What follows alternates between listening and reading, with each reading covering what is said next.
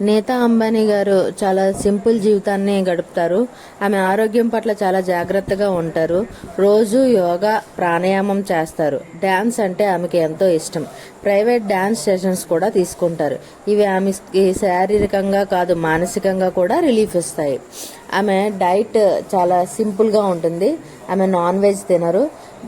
Minerals, vitamins ఎక్కువగా కలిగిన ఆకుకూరలు, చిరుధాన్యాలను తింటారు. ఆమె స్థాపించిన రిలయన్స్ ఫౌండేషన్ దేశంలోనే అతిపెద్ద స్వచ్ఛంద సంస్థ. విద్య, ఆరోగ్యం, గ్రామీణాభివృద్ధి, మహిళా సాధికారత, పర్యావరణ పరిరక్షణ వంటి అనేక రంగాల్లో ఈ ఫౌండేషన్ సేవలు అందిస్తోంది. ఆమె కుటుంబ సభ్యులతో కలిసి బంధాలను మరింత బలపరచాలన్నదే ఆమె లక్ష్యం.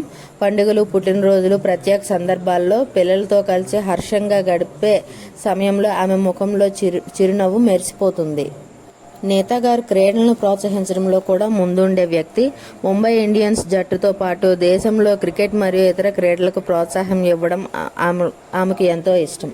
కోవిడ్ సమయంలో, కరోనా మహమ్మారి సమయంలో లక్షలాది మందికి ఆక్సిజన్, వైద్య సహాయం, ఆహార ప్యాకెట్లు, టెస్ట్ కిట్లు వంటి సహాయాలు అందించడంలో రిలయన్స్ ఫౌండేషన్ ప్రధాన పాత్ర పోషించింది.